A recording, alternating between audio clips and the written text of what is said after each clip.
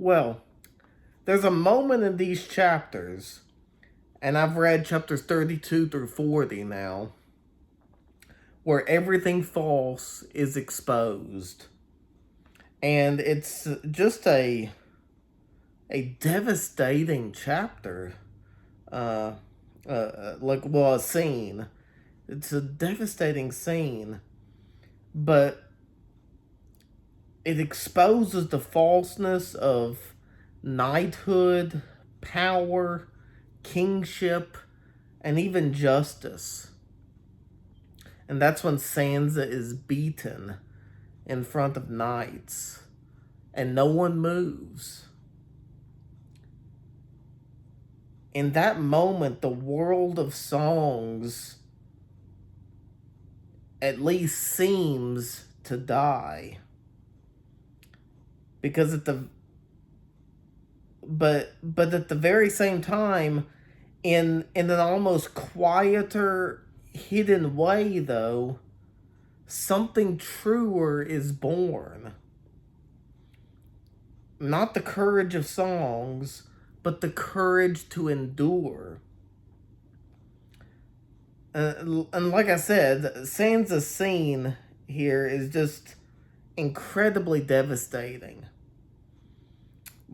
Maybe one of the most devastating scenes in the series so far. Knights who are sworn to protect the weak have become instruments of cruelty. There's a line, I think Tyrion says, that what sort of knight beats helpless maids? And Tyrion's question cuts through everything. Because this is the truth. The form of goodness remains, but the substance is gone. In The Abolition of Man, C.S. Lewis warns about men without chests. People who will use moral language, but no longer believe in it. That's King's Landing at this point. They still say honor, knight, and duty, but those words mean nothing. And Sansa realizes it. She says they are no true knights, not one of them. This is the collapse of a moral world. But then, unexpectedly, the one who acts is Tyrion. Not a knight, not someone who is, quote, honorable, not even particularly good, but he steps in. So why? Because I think Tyrion lives in a world stripped of illusion. Tyrion himself is a dwarf, so pretty much just like Jon is illegitimate, Tyrion is a misshapen dwarf, and Tyrion lives in a world stripped of illusion. Charles Williams wrote a lot about what he called coherence. That one person can bear the burden of another. In some ways, Tyrion does that here. He steps into Sansa's suffering and absorbs the blow. Not perfectly and not purely, but truly, at least in a way. And that's the key distinction in Martin. True good is not always clean, but it's still real. Then Joffrey says, fear is better than love. And he also says that she fears him. That's not just cruelty, that's a philosophy. And it echoes throughout these chapters. Stannis rules by right. Joffrey rules by fear. Renly, until the end of this section, ruled by love. But now, after this section, Renly is dead, which just shocked me. I was not expecting Renly to die, at least at this point. I mean, I thought maybe someone may die in like a battle or something, but this was before a battle. So what remains? Only broken forms of power. And Tolkien gives us the contrast. In the Lord of the Rings, power that seeks domination, the ring, always corrupts. Because true kingship is not domination, it's service. But Joffrey can't understand that. Now, he is young. He may change as he grows. But Joffrey doesn't understand that. Stannis, who is older, rejects it. Tyrion half sees it. But there's no one that really embodies it. At least not yet that I see.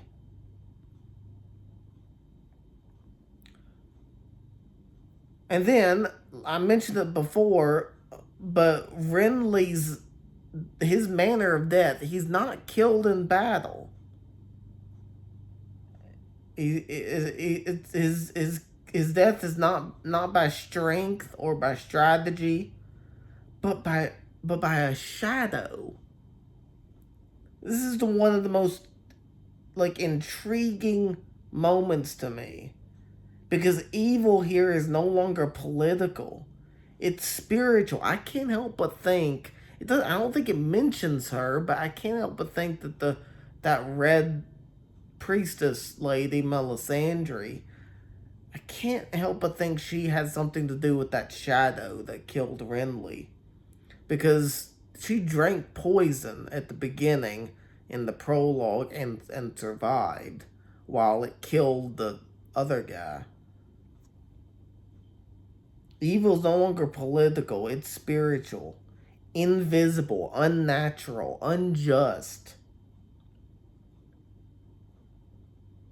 And Charles Williams, again, helps us see this, because in Williams's novels, evil often works through distortion and substitution and shadow doubles. That's exactly what happens here. Stannis doesn't win through justice. He wins through something other. And Catalyn sees it. She says, Stannis has won all with a single evil stroke. This is power divorced not just from love, but from reality itself. And then, in the middle of all this, after Renly's death, something extraordinary happens. Brienne, the lady knight, kneels, but not to another king, not to power, but to Catalyn. And I think it's because she sees something different. She says a kind of woman's courage. Martin is redefining courage here. Not battlefield glory, not strength, not victory, but endurance, faithfulness, and love. And that's very Tolkienian. That kind of courage, I think of Samwise Gamgee when I think of that kind of courage. It's not the strongest, not the greatest, but the one who keeps going. And it's profoundly Lewisian as well. Because in C.S. Lewis, in his writing, strength is revealed in weakness. Power is revealed in sacrifice. And that's deeply New Testament. Catalyn doesn't feel strong. She says when they took his head off, talking about Ned, they killed me too. And yet she continues. That is true courage. To keep going.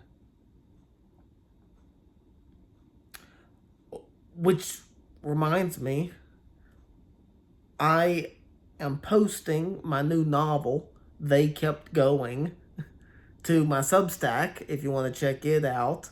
I've written it all, but it's not all posted yet. But my Substack is Michael W. Kelly. Kelly spelled with an EY. .substack.com. michaelwkelly.substack.com if you want to check that out. But anyway, Bran's storyline then deepens this even further. We get the lines the past, the future, the truth. Jojen names the 3 things to fear. And Bran resists. He still wants to be a knight. But he's something else. In The Great Divorce by C.S. Lewis, souls are offered transformation. But they must accept what they truly are. Bran's journey is the same. Not what he wants to be, but what he is. And that requires surrender. And then finally we get to another Dany chapter. It feels like it's been forever since we've been with Daenerys. But Daenerys stands at a crossroads. She has dragons, destiny, and vision.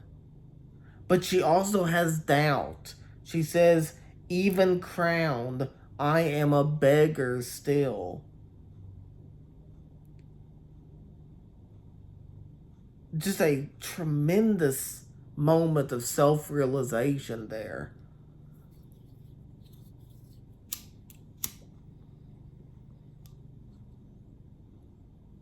Even crowned, I am a beggar still.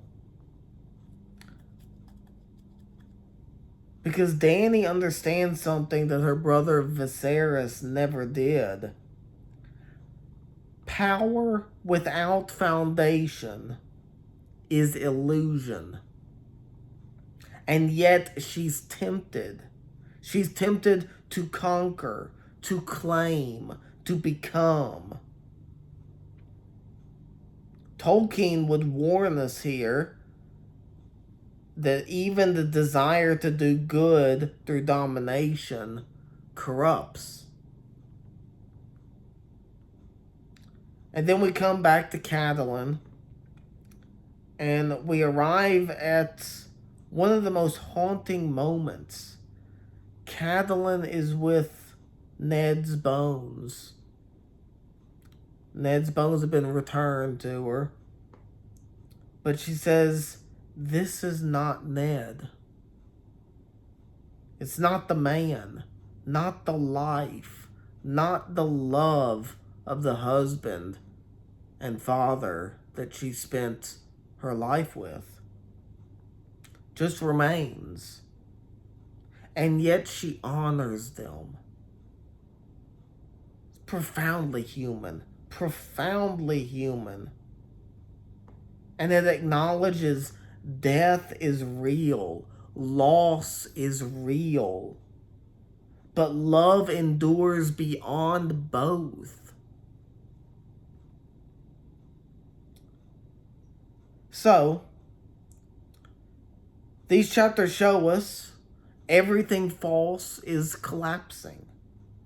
False knights, false kings, false power. But something else is emerging.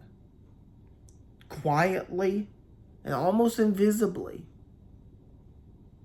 We have Tyrion's intervention, Brienne's oath, Catalyn's endurance, Bran's calling. Not power and not glory, but something deeper. Truth, sacrifice, and love that endures. And maybe, just maybe, that's the only thing that ever truly wins. So, anyway, as I end, I want to ask y'all a question. What do you think? Is Westeros losing its soul? Or is the real story only just beginning? Something to think about.